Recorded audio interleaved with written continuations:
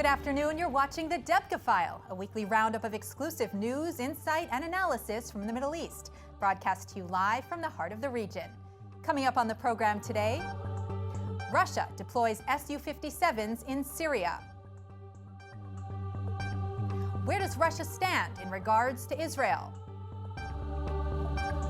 Trump's wall along the Syrian border. Assad's Ghouta massacre. Syrian conflict between the U.S. and Russia heightens. And now to our top stories. Russia has deployed 4 Su-57s in Syria following the U.S. attack on February 7th, which left hundreds of Russians dead. Debka military sources report that the second pair was deployed on Saturday. The arrival signaled that Russia is preparing for a major escalation in Syria after being unprepared for the attack on February 7th. The Sukhoi 57 has enough power to take on the U.S. Air Force fleet and is listed in the Trump administration's new nuclear posture review as a nuclear-capable strike aircraft. Prior to arriving in Syria, Western intelligence estimated that the Su-57 was only in the early stages and that Russia had fewer than a dozen functioning prototypes. The Russian Su-57 was sent to challenge the U.S. Air Force's radar-invisible F-22 to retaliate for the destruction of the Russian, Syrian, and pro-Iranian forces when they tried crossing the Euphrates River from Deir ez-Zor. Russia is also responding to Israel's air offensive on February 10th, which targeted the shared Russian-Iranian T-4 airbase close to Palmyra, destroyed 4 Iranian Revolutionary Guards command centers in Syria, and brought down an Iranian drone. In that raid, the Israeli Air Force used the Martin F-35 U.S. combat aircraft, which is designed for ground attacks. Meanwhile, Russian ambassador to Israel, Alexander Shine, stated at the Munich Security Conference last week that if Iran attacks Israel, Russia will stand with the U.S. to defend Israel. Moscow has been trying to reassure Israel that it will stand behind it amidst growing concerns of an Iranian military presence in Syria. Debka File sources report that the Kremlin has been announcing contradictory messages, which leaves Israel in a state of alarm. Although the Russians are promising to defend the Jewish state, the Russians believe that Israel should be complacent with their guarantee of safety, despite the Iranian military stationed in Syria. At the same time, Israel has no reasonable cause to attack Iranian targets in Syria, so Iran's Revolutionary Guards Corps could continue establishing bases under their command in Syria. Moscow's affirmation is also intended to be heard by Washington to pacify any concerns in the region. Moscow is concerned by Trump's deployment of over 2,500 Marines to maintain U.S. control of a defense line on the Syrian border with Iraq, Jordan, and Turkey. This line blocks the entry of a pro-Iranian Iraqi Shiite force to be moved into Syria. Both the Russians and the Iranians are determined to not let the U.S. get away with its plan to hold on to control of eastern Syria while sitting on the Iraqi border to disrupt Iranian influence in Baghdad before Iraq's elections. Iran, with its Russian and Syrian allies, tried to break through the American line on February 7th, but failed. Moscow then deployed 4 Su-57 fighters at the Khmeimim Air Base in Latakia. A Russian aerial shield is ready to defend Iranian operations in Syria. Iran could then continue expanding militarily into Syria under Russian protection. The Trump administration has built a wall along the Syrian border with Iraq, Jordan, and Turkey, which runs from the Syrian-Iraqi-Jordanian border intersection along the Iraqi border in the east and runs north to Syria's border with Turkey. Late last month, U.S. Defense Secretary Jim Mattis gave instructions to 2 commanders, General Joseph Votel, head of the U.S. Central Command, and General Stephen Townsend, commander of operations and of Inherent Resolve, to U.S. units in Syria and Iraq to remain on this line. This gives Washington control of the Syrian-Iraqi border, as well as control of Syria's oil and gas fields.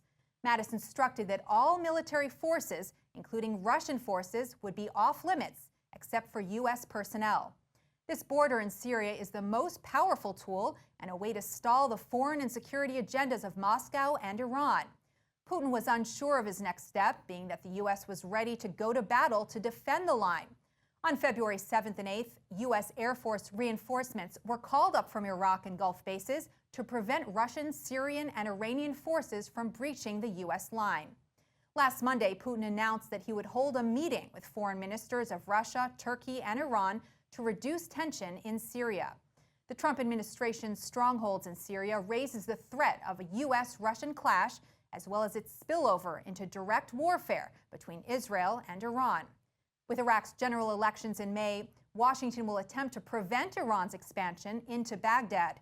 The defeat of Iraqi Prime Minister Haidar al-Abadi and a win for pro-Iranian factions would go against U.S. objectives and be a major defeat for the Trump administration against Iran. Washington and Moscow are now opposed, and Putin has decided not to get rid of his senior ally, Iran. Although there are gaps between Moscow and its allies in Tehran and Ankara, Putin will line up with their interests in order to close the ranks against the U.S. Syrian President Bashar al-Assad lashed out against foreign powers with artillery and Air Force assaults on the rebels holding eastern Ghouta, leaving at least 500 dead, including 140 children. On Saturday, after many delays, the UN Security Council adopted a resolution calling for a 30-day ceasefire in Syria, as rescuers in eastern Ghouta said this was one of the bloodiest air assaults of the 7-year war. U.S. Ambassador Nikki Haley had these comments following the vote. The Syrian people should not have to die waiting for Russia to organize their instructions from Moscow or to discuss it with the Syrians. And why did the Council allow this? There is no good reason we shouldn't have done this Wednesday or Thursday or Friday. We may not know the faces that we're talking about. We may not know their names or these people, but they know us, and we all failed them this week. I guess there is unity in that. Prior to the UN decision, the pressure had been mounting on Assad to end the massacre. The Syrian Civil Defense, which works in opposition-held areas, said Bashar al-Assad's forces were striking residential buildings, hospitals, and infrastructure, while medics and rescue teams have been working around the clock. According to Doctors Without Borders, 13 medical facilities in eastern Ghouta were destroyed or severely damaged, leaving workers no means to save hundreds of wounded victims. Moscow accused insurgents in Ghouta of holding people as human shields. U.S. President Trump called out Russia, Iran, and the Syrian government. I will say what Russia and what Iran and what Syria have done recently is a humanitarian disgrace. I will tell you that. We're there for one reason. We're there to get ISIS and get rid of ISIS and go home. We're not there for any other reason, and we've largely accomplished our goal. But what those three countries have done to people over the last short period of time is a disgrace. Russian Foreign Minister Sergei Lavrov had these comments about the attacks. Ответов на вопрос, а где гарантии, что боевики будут соблюдать эту гуманитарную паузу, и где гарантии, что они не продолжат обстреливать жилые кварталы Дамаска, гарантий таких нам не дают. Поэтому для того, чтобы эта резолюция была действенной, а мы готовы согласовать текст, который будет таковым, мы предлагаем формулу, позволяющую сделать наступление перемирия реальным и основанным на гарантиях всех, кто находится внутри Восточной Ghouta и вне Восточной Ghouta.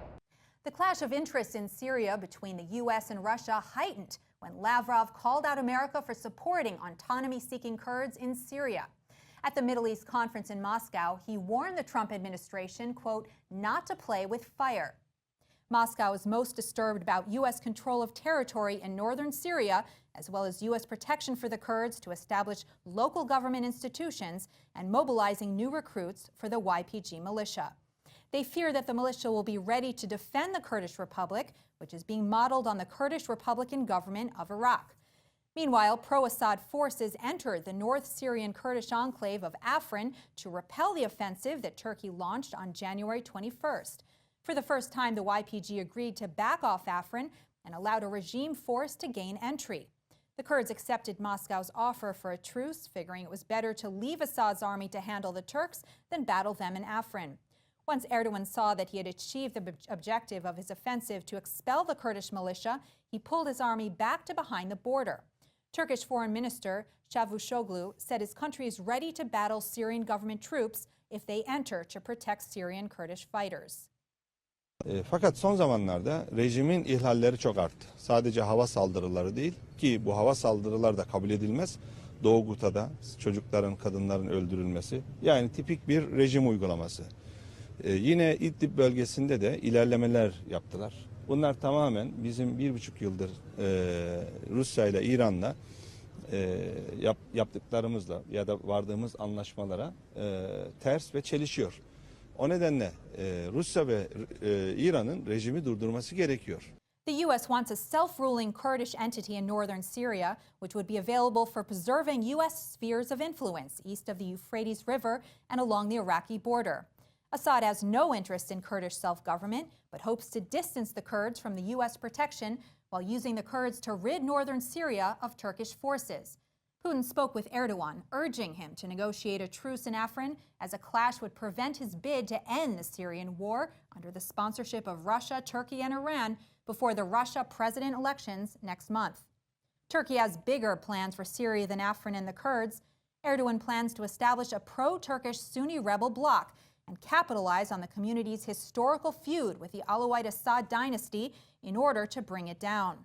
Debka counterterrorism sources report that Ankara's intelligence agents are trying to form a merger between Ahrar al-Sham and the Nur al-Din al-Zenki movements, both on U.S. and Russian lists of terrorist organizations. Ahrar al-Sham is a coalition of Islamist and Salafist groups operating under the umbrella of the Syrian Islamic Front. Nur al-Din al-Zank is one of the most influential rebel factions in Aleppo. Erdogan hopes to prove to Washington and Moscow that Turkey is capable of reeling in Syrian rebel militias to promote their agendas. With us in the studio to discuss these issues is Brigadier General Ram Shmueli, former head of the Israeli Air Force Intelligence and chairman of Hashomer HaChadash. Thanks for joining us today. My pleasure. So how far can the Russian Su-57 in Syria immobilize Israeli Air Force operations against Hezbollah and Iran? I think that the presence of the Su-57 of Russia, it is not a threat against Israel because they are not going to use it against Israel. The relationship and the coordination that we have with the Russians is very stable, and it was proven in 2 weeks ago in the collision during the Saturday. The Russians are not attending their weapons against us. They have not done it in the past, and they have no intention to do it. So maybe it's a kind of a deterrence, but this is not a threat to the Israeli Air Force. Will they affect Israeli air operations over Lebanon? I'm sure that it is not, and actually I can see it from the news that we are still operating in Lebanon as much as the needs, the operational needs that we have to protect our country. So this is not any prevention or disruption of Israeli air superiority in the region. Can you compare the Su-57 high-tech features to those of the U.S. F-22 and the Israeli F-35? I can't compare because both of them are secret. Both the 57 is secret, and also the 22 and the 35 is secret. Nevertheless, I can use past time examples to say for sure that American weapons are much more developed and much more they have performance than the weapons that Russia made and other countries. So if I can compare the F-16 and F-15 to the MiG-29, it is not comparable because the F-16 and F-15 are much better. I'm sure that the F-35 and F-22 are much more developed. Nevertheless, the Russians never said in the past that this is an operational squadron. They are on a process of maybe making early an operational production in 2019. So those are only prototypes. So for the time being, it's not a threat. And if we want to compare, looking at the past, American weapons are much more developed and capable. Is the Trump wall east of the Euphrates River being used as leverage in Syria, or is it there permanently? You know that in order to be effective, you have to use three different characteristics. First of all, you have to have a very good weapon capabilities. Secondly, you have to have intentions. And third, you have to be present. So if you look at Russia, in the last couple of years, they have capabilities, not like the Americans, but they have capabilities, they have intention, and actually they do everything in the Middle East and in Syria, and they have presence. They have a lot of soldiers and squadrons in the Middle East. If you look at the Americans, the capability are high, skyrocketing on one hand. Intention, up to now, there is no real intention of the American to be very influential in the region, unfortunately. And the presence, they have not more than 2,500 soldiers. So the wall and what's happened now in the air superiority among the Kurdish area and all other things, those are first signs of real American intentions to make a change. And hopefully they are going to do it because they are going to prevent, to put a wall, maybe to build it or just to say, hey, this is the fence, you can't cross it between Iraq and Syria. And between Iraq and Syria, those are the Iranians that are going from Iran to Iraq. And if the American will put a barrier there, whether with bricks and whether with declaration, it's a good sign for the region. Nikki Haley commented in an interview that neither Israel nor the Palestinians will love the Trump peace plan. What do you think will be an element in the plan that Israel will disapprove of? I think that when there is a negotiation, a tough negotiation, disputes that more than 100 years, the issue is not that we like or dislike, because it's going to be very difficult. Nevertheless, you need leadership. If you have a clear leadership like Menachem Begin have done it in the past, and like Yitzhak Rabin have done it in the past, and on the other hand, there was leaders that took part like Anwar Sadat, and then you can do everything. It's going to be tough. So I don't know the exact details because they haven't published it yet. But I believe that we have to find a solution in order to solve the 100 years dispute. And this is the real discomfort that I believe both Israel and the Palestinians will feel. And we have to find the right way to get to an agreement. So you don't think there will be one particular element that will stand out as something Israel will be hesitant with? I can tell about the Palestinians. They don't like the issue of Jerusalem, which is surprising. Actually, it's don't surprise, but the history tells that Jerusalem have never been a capital of any nation in the last 3,500 years. Only the Jewish people have done Jerusalem as their capital back in first temple, then second temple, and nowadays in the last 70 years, and it's naturally it should be the capital of Israel. I can predict that some of the agreement about territories, the Israeli will be discomfort, especially the dilemma among the right wing and left wing in Israel.